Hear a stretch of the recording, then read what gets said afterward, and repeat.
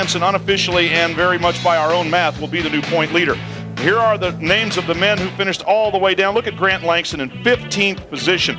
Big problem for his championship challenge. And Davey Millsaps in 18th, even worse. We do have the points now. We'll be able to show you how the championship goes as Greg Schnell and Matt Walker, who had a horrible night, round out the top 22 finishers.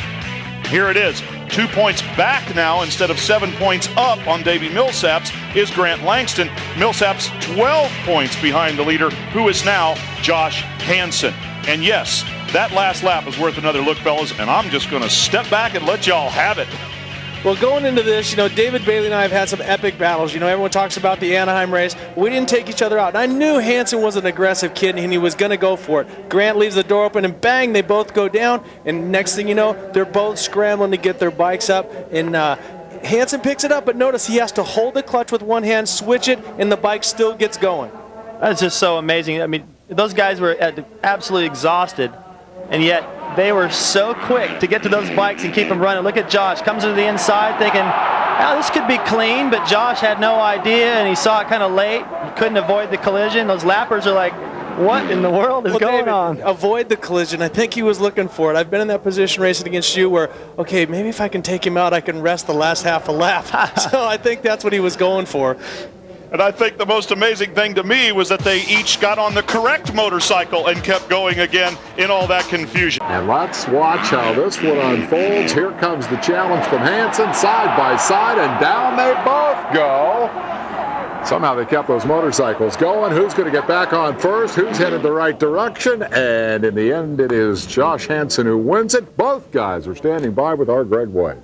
What an incredible race. How are you feeling right now? And tell me about it. I mean, I feel good. It was definitely it was a tiring race. I didn't get the good start, and Josh was out there out front. He made it easy for himself for sure. And I caught up, and I was like, last lap I seen it come out, and I'm like, dude, this is gonna be do or die. So I went into that corner, went outside, and went inside, and I thought he had let off, but we had a big tangle up, and I just thank God both of our bikes were running, dude, because 4-strokes are a pain to start. So I'm stoked. Daytona is the gnarliest race of the year, and this is where the boys, the men are separated from the boys, and I think me and Josh, we showed it out here. It was a good race. Congratulations. So, Josh.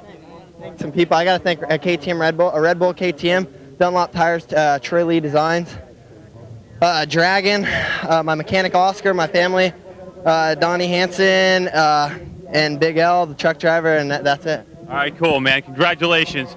Wow, what a show you guys put on, Josh. I mean, you were there, you led this thing, and then it came down, you guys were banging and fell down. How are you feeling right now?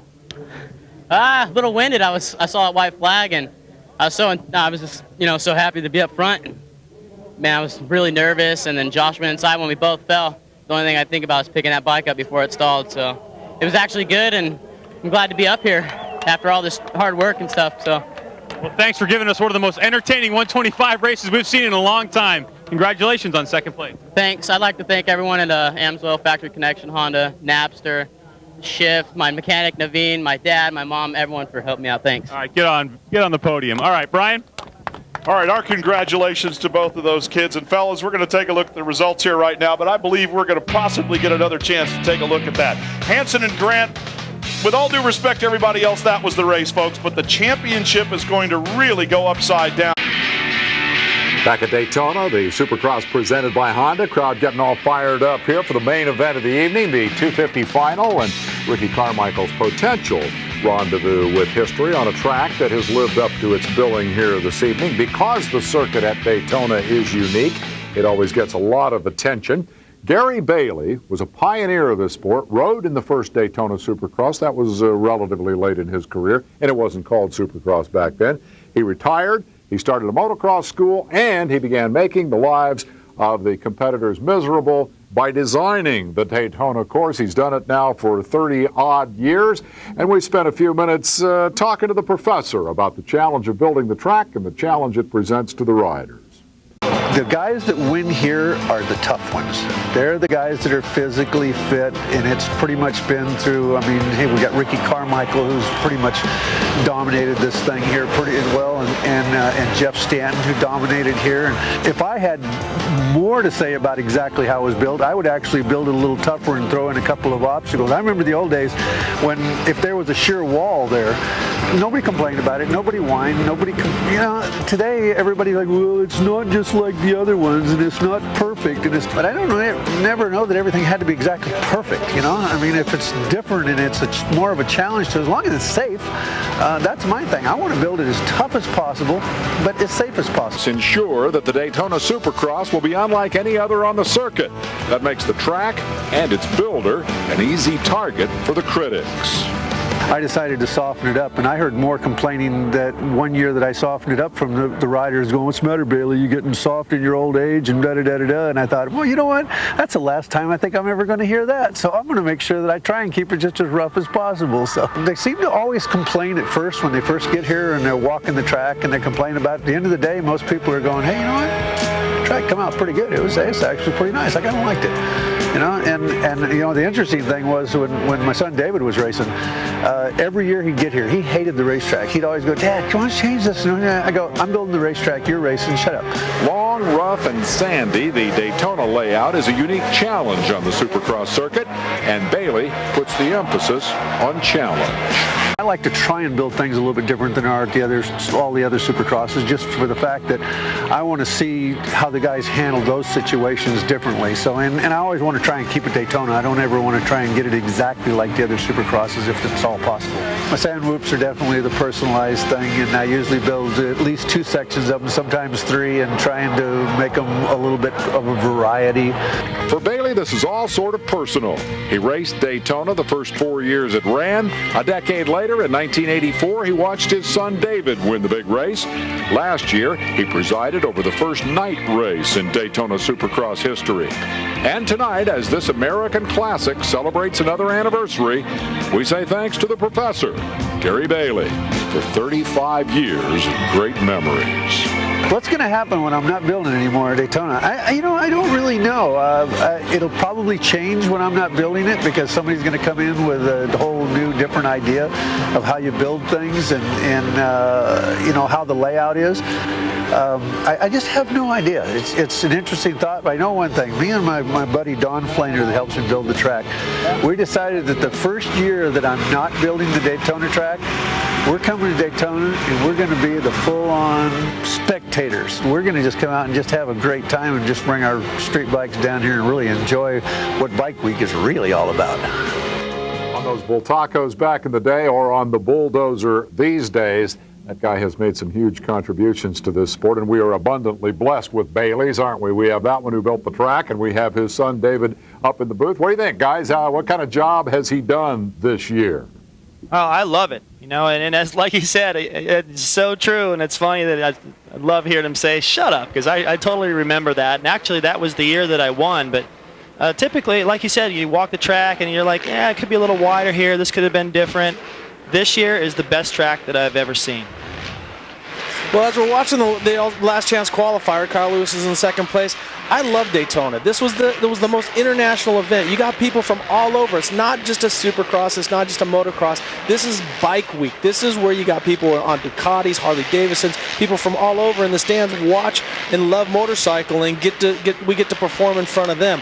Also, like Gary said, if you win here, it meant you were a tough guy, and it kind of gave you a badge of being a man. I was fortunate enough to win this race twice. David and I had some great battles, and like Gary says, everybody whines about something. If you like big jumps, you want big jumps. I like the whoops, so I was happy about the whoops. So, all in all, this year it's one of the best tracks because the gods worked with him. He built the track. It rained the past 2 days, and then today the sun came out, so it made the jumps hard, the sand hold all the water. So we are ready for the best, I would say, the best Supercross at Daytona we've had in a long, long time. The crowd certainly seems to enjoy it, and for someone like me that doesn't have as much experience as you fellas, I took a lot of stock in what Chad Reed said, that a lot of the tracks, and Ricky Carmichael, that a lot of the tracks are similar. This one is the one that's different. And as we talked about, exactly, this one's different. It's fast, it's physical, but Chad Reed, who's known for a technical supercross style, was 2.5 seconds faster in his heat race time than Ricky Carmichael. So Ricky hates that, David. You know how bad he hates to lose, and you said he was doing an acting job. So what's Ricky Carmichael going to do to make up that 1/10 of a second per lap that he was losing to Chad Reed? Whatever it takes. That's what Ricky, it's what makes him so exciting. That's what made Travis Pastrana so exciting when he was doing well and winning championships in the 125 East Supercross and 125 Nationals. And Bob Hanna, you know, it's Ricky figures out a way in the moment to raise his game, rise to the occasion. And, you know, Rick, I can remember a lot of times watching you in practice thinking, man, he's not going to have a good night. And then he'd hole shot the main and walk away from us. Ricky could do the same thing. Okay, guys, we got a last chance qualifier going on out on the racetrack, but we also had semis that helped complete the field here, and we've got highlights of those races. So let's share them with the fans at home here on Speed. The first semi was loaded with plenty of talent. Watch as they come into the first corner. Lots of bumping around. Kyle Lewis getting bumped off the track by Mike Young, but it was eventually number 103, Sebastian Tortelli, who would take over. Tyler Evans up in there. Here we got Sebastian Tortelli down the outside. Mike Young makes a small mistake, but he comes back. Sebastian forcing him out a little bit, pinching a little bit, but here's where the difference is. Sebastian triples where Mike Young doubles, but watch Sebastian blows his feet off the pegs. He is a tough kid. I've worked with him a long time. Sebastian gets out in front. This was a set up. Kyle Lewis going off the track, almost hitting our pit reporter Greg White down there, and that was set up because it was Tyler Evans who wasn't able to double through that section properly and threw everybody off behind him. Watch Evans coming back right here. Makes his time back up, gives Mike Young a little nudge right there. You don't mess with Tyler Evans for that final transfer spot. Definitely, but it was a French revolution out front with Sebastian Tortelli and his RMZ Suzuki 450 pulling home semi number 1. And the French tradition continued in the second semi as David Villemin looked like he was able to pull the whole shot. We'll get to that in a moment as we take a look at the 5 riders who qualify out of semi number 1. Here is the second one, and you've already given away the finish, but here's how they got there. Eric Vallejo, very strong Mexican rider, getting out and getting the whole shot. Eric's been very great. He gets up there. David Villemin coming in the inside and showing why he's one of the fastest riders in the world. I was a little bit surprised that he wasn't able to get that transfer spot when he needed it. Alof making a big swap, but holding it together. You can see how the track is coming down. Here's Damon Huffman passing Eric Vallejo for second position. These guys are going back and forth. Once again, you want to get as far forward as you can so that you have that better starting position. But once again, it was David Villemin. Yeah, I was surprised he didn't get the position in the heat race because he was riding well. He showed it there in the semi. Watch this action for the final spot. Isaiah Johnson and DeHaan going back and forth, but Isaiah Johnson getting up, jumping on his bike. He went around the bell, but he did not make up a position. And that was the final qualifying position out of semi number 2. And here are the results with Villemin, Huffman, Vallejo, Olhoff, and Johnson all making it into the main event. The last chance qualifier going on right now will complete the field here, but we are definitely beginning to build the anticipation for that 250 main, and it looks like all the main players are in it. Quite a few of the road racing guys and even some of the dirt trackers you can see standing around watching the races. This is the hottest ticket in town, and now we're looking at action from the last chance qualifier. A pass for the lead as Lewis goes by Plotz. Plotz has not been running strong this year, but Kyle Lewis getting his nose in there. They're going back and forth. This will be a big win for Plotz if he wins it. They're both qualifying position, and Plotz brings home the victory. You can see it doesn't matter if it's a last chance. If you win a race in a Supercross, especially as deep as this field is, Plotz can definitely hold his head up because he did a great job. And that completes the field for tonight's main event. And congratulations to all of the riders who are in it. With a big points lead and a lot of confidence, Yamaha's Chad Reed was the easy pick for last year's Daytona Supercross win. For Ricky Carmichael, sidelined with injury, so this marked the first time in a long time the race lacked a previous winner. It was an opportunity for Reed to break new ground and demonstrate his prowess on this non-traditional Supercross layout, but his big lead took a big hit right here. crashed heavily but never lost the lead, got back up in a lot of pain, and recovered for his first ever Daytona Supercross victory. That extended his point lead toward the eventual championship. The runner-up honors went to Kevin Windham, who battled teammate Mike LaRocco for the last 2 spots on the podium.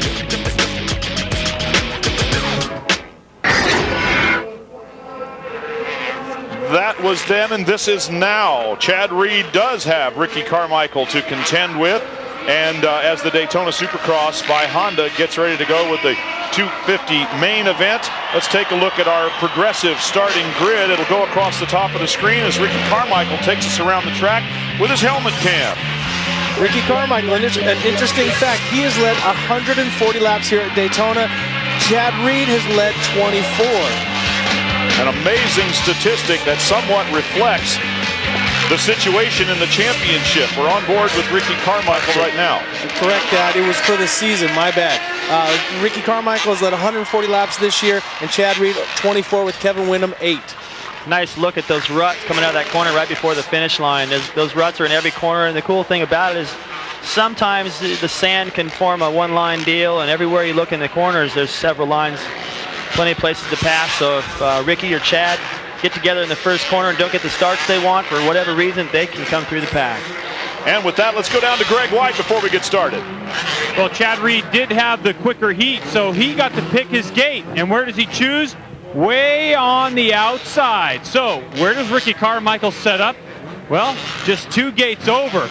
A little bit of gamemanship heading into turn 1.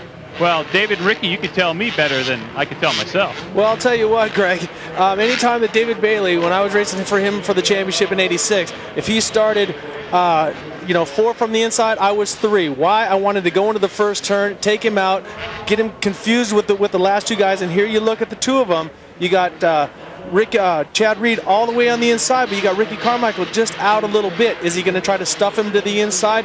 There's going to be a physical game. You can say that you're out there to race the track, but these 2 guys have lapped a lot of times everybody all the way up to 3rd place. And may I point out that number 5, Mike LaRocco, is in between them. Not a man to be a little bit meek going into turn 1 either. You know what seems to happen too, and I don't think this is by design or anything, but every time Chad Reed and LaRocco get together, it ain't good.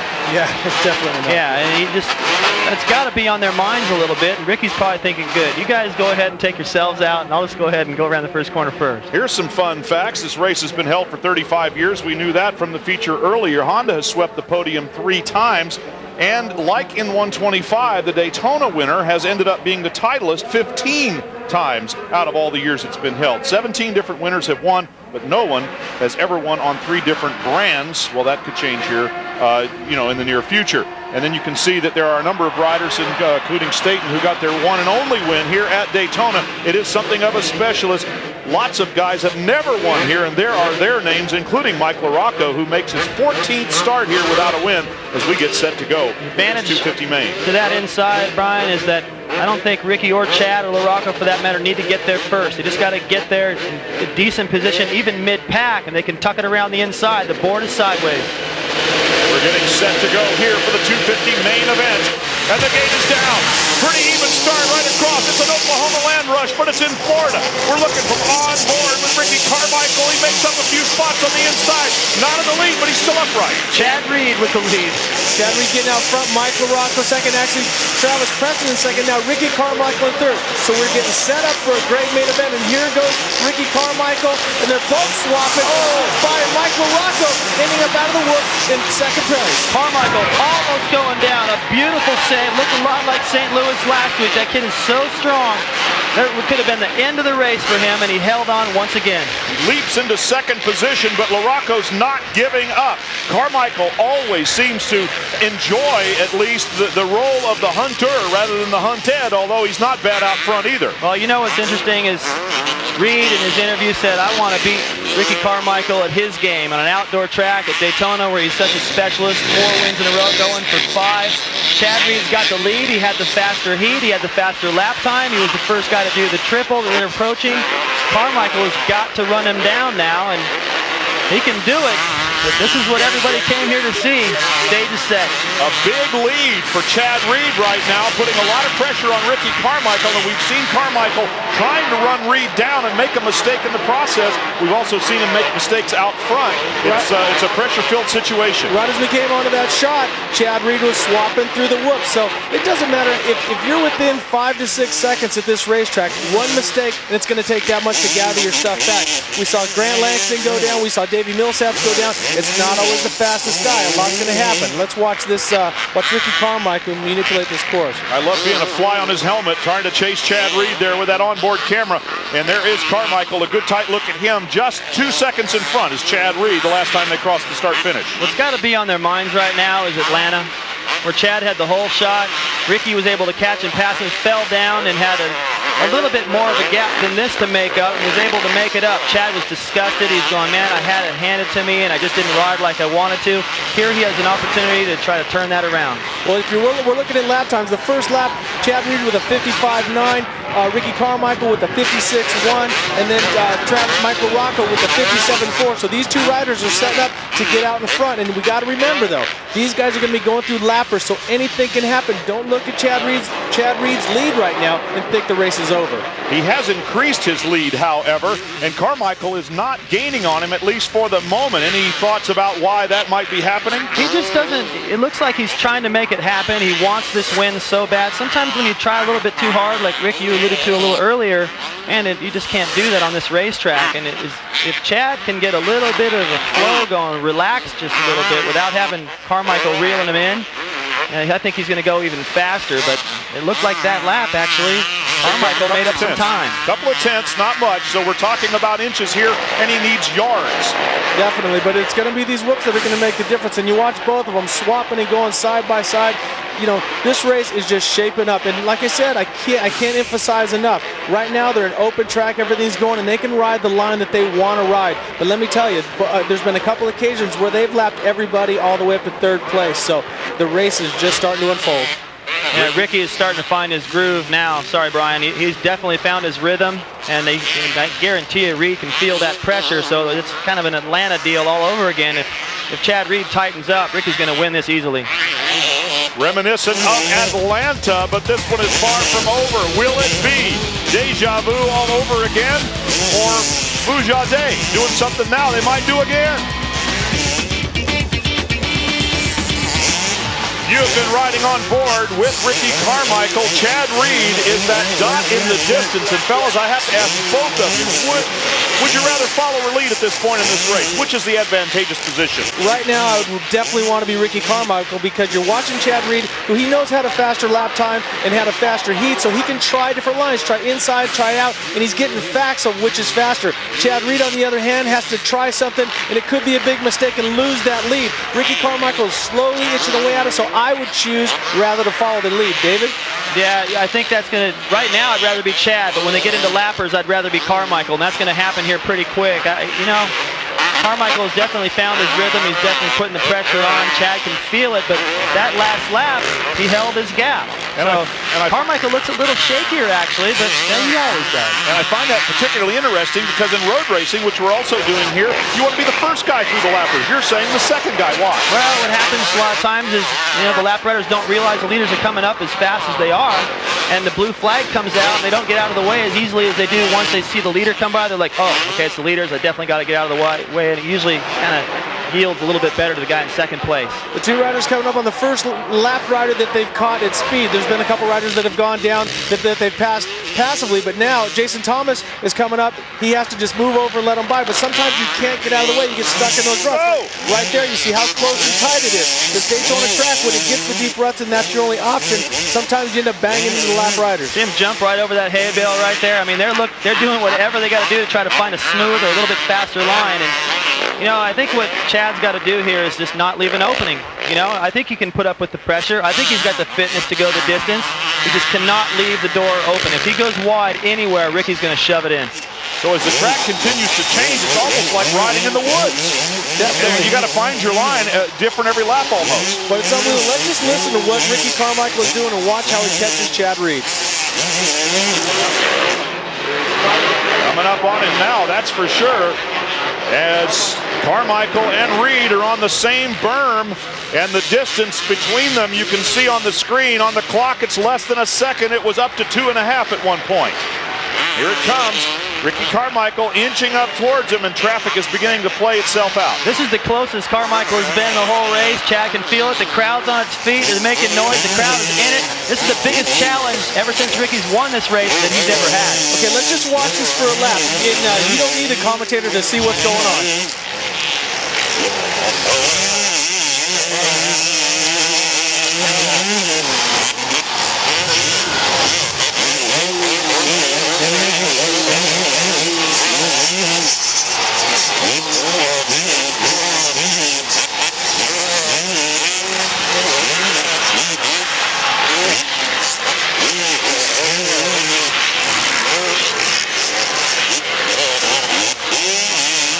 Talked about how Chad couldn't leave the door open anywhere. He took the furthest inside line to that corner yet, because he could feel Ricky's pressure. I have to tell you folks, this is the best helmet cam I've ever seen. I can actually, it reminds me of when I used to ride. I just didn't go this fast. And it's unbelievable how they're jumping side by side. These two guys, these are the best in the world right now, and they are hard. Ricky almost going down. The biggest swap trying to chase him down right there. I can't decide if I need, some sort of depressant or just Dramamine. We're at halfway right now as Chad Reed continues to lead Ricky Carmichael. Once again, Brian, Chad taking that far inside line. He must have heard what I said. Well, and one thing that you got to watch, because here at Daytona with this sand, you can't sit in someone's roost too long, because no matter how good your goggles are, may run a laminated tear off, you still can eat a lot of roost. But Ricky Carmichael never waits. Like sometimes I would like to pressure, if I got behind David, I'd want to push on him a little bit to maybe frustrate him. Ricky Carmichael, if there's a door open, he takes the first chance and just runs with it. Yeah, he doesn't hesitate. Same with James Stewart. Both those guys, they never hesitate. And that pressure is so difficult to deal with. Rick, when I had you on me, or Bob Hanna, you were the only two guys that ever really bothered me that bad. And Chad has done an outstanding job at holding this pressure off. He's got a gap now because Ricky made a mistake trying to run this pace. Yeah, we had a really good close-up of Chad going through the whoops, and in the background, Ricky Carmichael swaps and loses about 2.5 seconds. So that's what I'm talking about. Don't think that a lead of under 10 seconds is going to make a difference. You know how I was able to finally deal with the pressure with you is watch Ricky's mistake. Probably going to get a little bit cross-rutted. That's what he did the first lap. Actually a little bit worse. That save right there doesn't surprise me at all, but what happened was he lost a lot of time. And going back to the pressure and how to deal with it, if you think about how many laps are left, it's too overwhelming. So I used to just think, if I could just hold you off one more lap, then I was in the clear. Maybe I'd get a gap, and that's what's happened for Chad. Now he can relax just a little bit. A very similar race that David, you and I had in Japan, where we had a lot of lappers. We ran a GP, and the lappers determine the outcome. You'd get a lap, you catch a lapper, I'd catch you, I'd get a lead, same thing. So now Ricky Carmichael is stuck behind Tyler Evans, and you can see the gap of about 2.5 seconds of the split between the two riders. The last lap, Reed turned a 56.6, Carmichael a 57, probably because of the mistake. They've got almost a 19 or 20 second lead now over third place. LaRocca was holding off Villeman, and Preston rounding out the top 5. We promise there's other riders in this race. This is just too good. And we asked, of course, Greg White specifically asked Ricky Carmichael, when do you start racing points? Are we seeing that happen right now, or is he still on the chart? He will throw the title away because he wants to win this so bad. You know what's important? I was talking to a friend of mine today, and I'm going, if Chad Reed can win Daytona, that would be a huge upset. On paper, Chad's just as good in the sand and all that. But I think everybody here would agree it would be a huge upset. And my friend goes, dude, it's Gettysburg. Whoever wins this race could win the war. Exactly. That's what we've seen historically. 15 times the Daytona winner has come out the Supercross 250 champion. You're watching Chad Reed with our Rhino Cam riding alongside him on the racetrack there. We've got so much great action here and so many ways to look at it. Reed has definitely maintained. He has increased the lead again to 2 seconds, partially because of Carmichael's mistake, but this is just too close to call just yet, and we got 7 more laps of it. All it takes is one little swap in the whoops, one little flash of a wheel, and Ricky Carmichael's going to be back on Chad Reed's wheel. So the race is not over. And like David said, this could decide the title. You know, if Chad beats Ricky, he could get flustered. I don't see him. I've seen a lot of guys beat him, and I don't see him get too sideways when it comes to an overall championship. But you never seen him be beat at Daytona. Exactly, that's a different deal. You know, I watched Kevin Windham beat him a little bit 2 years ago in the outdoors, and that frustrated him, and also when Chad beat him a little bit in the Supercross. But right now, like I said, the lappers are going to play a big part in this race. We'll be right back with more from the Daytona Supercross by Honda. The two leaders are a second and a half apart. Everybody else is nowhere to be seen. Here we are, and the battle is still on. It is still just over a second difference between the two leaders. Chad Reed and Ricky Carmichael are 22 seconds ahead of the third-place rider, Mike LaRocco. David Buellman, the running order is on the top of your screen, and folks, you're going to have to be satisfied with that for the moment because we're going to watch these two guys race, and you are sitting on top of Ricky Carmichael's helmet. Second place last year, Kevin Windham has now moved into the top 5, but nowhere near these guys. I mean, we could go back in the pack and show you some of that, but there's not much of a battle. And you know what? This is what the season is about. Ricky Carmichael and Chad Reed. Chad Reed putting it to him on Carmichael's track. Ricky Carmichael making a small mistake in that rhythm section and losing more time to Chad. Nice save by Chad Reed. No, he got stalled out a little bit, though, and lost some time there. So Carmichael, maybe it's going to come down, fellas, to the one who makes the fewest mistakes at this point. One mistake might not be enough. They're so on the edge right now, and they cannot go any faster than this without paying a huge price for it. Here we look at Carmichael. What he does is he gets off of this, and he gets off rhythm a little bit, and he faces that jump, loses a lot of time. But Ricky Carmichael, so strong, so physical, it really doesn't make that big of a difference. He loses time, but he doesn't injure himself. I wonder what would happen just a moment ago as they lapped Tim Ferry. Carmichael, you can see just passing the rider in the blue back there, number 15, Tim Ferry. Of course, Chad Reed's teammate. I wondered if he would put up a little bit of resistance, but he didn't. Ricky Carmichael casing that triple again, so Ricky having a lot of trouble in that rhythm section, and Chad Reed squeaks out a little more space. Let's go to Greg White. Well, I'm standing down here in Mechanics Alley where all the pit boards come out, and last time Ricky Carmichael came by, his foot got caught and kicked back when he was going through a rut, and as he was going by, he was shaking his head, so not a good sign when a rider's shaking his head, right, fellas? Well, definitely. Ricky Carmichael frustrated because Chad Reed is making less mistakes. You made a good point, Brian. It's going to be he makes the least amount of mistakes at this race because a track this fast, this edgy, you're going to make mistakes. It's who makes the least amount. We're inside 4 laps to go, David Bailey. Carmichael's running out of time. He's got such a huge gap to make up. It's going to take a major mistake from Chad Reed at this point or some sort of a miracle from Ricky Carmichael, which would see. Whoa! Oh, there's the mistake. It's not Reed, it's Carmichael that does it. He's got plenty of time to pick the bike up. Does he have enough to get it started? Is he going to get passed by anyone out there? LaRocco on the number 5 machine is the next man back, but it was 30 seconds. So Carmichael returns to the track, still in second place. Probably not going to have a rear brake either with all that plastic melting onto the disc. It's on the right side of the wheel, caught up in there. He's not going to give up second place because it's got such a huge gap. But the win, I think he can kiss that goodbye now. Chad Reed has put him away. He's still got a part of that flag caught in his wheel. Take another look at what happened. He starts to swap side by side, loses it, hits one of the hay bales, goes down, and then down hard on the asphalt. You can see the banner start to suck up into his rear wheel, and as David was saying, it was on the right side. We watch, he loses, swaps sideways, loses the front wheel, back wheel, then over the bales, and down he goes. You know what's cool, though? Look how long he hung on to that. He hung on till the pavement, going, maybe I can save it, maybe I can save it. He's done it so many times before. The Chad Reed pace, which he started in the first practice session this afternoon, edging Ricky Carmichael for the fastest lap, the fastest heat. He put the pressure on, and Ricky had to answer it, and he just couldn't quite get it done. I have to ask, how does having that flag, and may I point out that it's a Honda flag stuck in the Suzuki, how does that affect Ricky Carmichael's race right now? Well, what happens is as we're talking about, it gets into the back brake rotor, and what it does, the plastic melts. What it does, it glues the brake pads, so the brake pads lose their adhesive, so Ricky Carmichael basically has no rear brake, has to use just his front, and he has to be very complacent and just finish the race.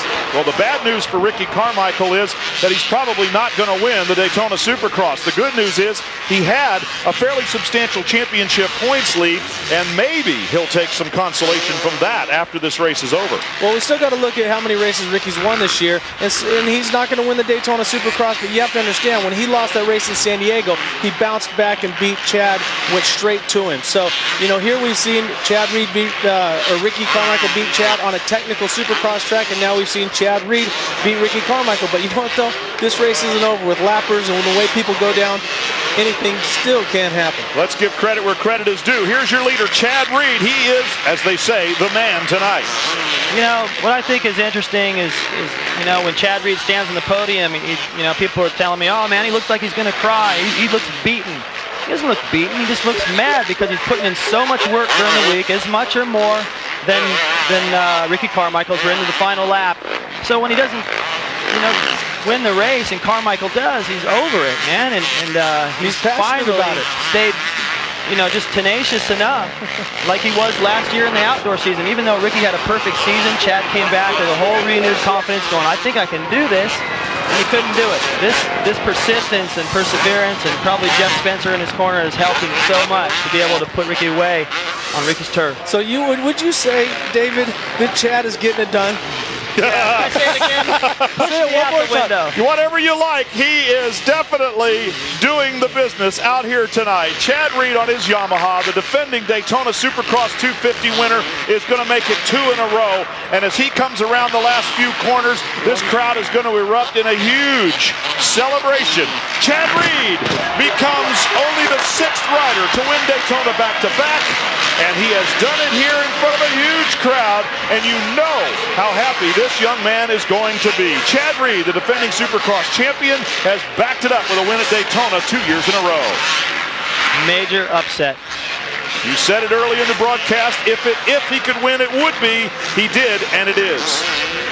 There is Ricky Carmichael coming to the finish line. It's going to be a second-place finish for Carmichael. He was able to recover, get the bike back up, and finish anyway. And now Ricky Carmichael has finished, and there is Chad Reed celebrating already. Yeah, Ricky Carmichael's a rider, though, that'll give a dog his day. You know, he'll tell Chad Reed, good job, you did you beat me straight up. And Ricky made some mistakes, Chad made some mistakes, but as you said, Brian, it's who made the least amount, and actually who didn't make the biggest ones. We can say it now, or I can ask the question, was this a must-win situation for Chad Reed? I definitely think it was a must-win, and you can see, you know, Ricky saying, hey, good job, you know, you did it, but it was a big win for Yamaha, big win for Chad Reed. You know, this was beating Ricky Carmichael in his backyard. A beautiful moment of sportsmanship that the crowd here at Daytona has appreciated. Chad Reed is going to take a victory lap, and to be honest, we don't care how long it takes him to do it. Rick, can you describe that feeling? Because I have a hard time putting it into words for people. Well, you got to understand, you know, he's the king of the hill. When you work so hard, if you can beat Bob Hannes in a sand race, if you can beat a David Bailey in a technical Supercross track, for that moment in time, you are the best in the world. And so what Chad Reed did today is he beat the best outdoor sand rider in the world in a straight-up match. There's no excuses. Ricky Carmichael made more mistakes than Chad Reed, and Chad's going to win. He's doing a big burnout right there, a little Daytona style. And, you can't explain it. Last year we had him come in the number 22 NASCAR, little bringing the, you know, we're at Daytona, hey, you know, and that's cool. Chad Reed doing a burnout in a Supercross win. Only at Daytona could something like that happen, as Chad Reed exchanges high fives with the crowd along the fences here at the banking, the famous banking of the Daytona International Speedway. If there's any question about this being the world center of racing, well, today it was. Well, we talk about guys that I think great champions are the guys that get beat and come back. And as Chad Reed has been beat by Ricky, he comes back, and as Ricky's been beat by Chad, they come back. So this night does not determine the championship, and you're not going to see Chad Reed come back and dominate the rest of Supercrosses. I can guarantee you that. A great night for Chad Reed. We can only imagine what he is about to say. A tough night for Ricky Carmichael on the number 4 Suzuki. Take another look that you haven't seen before.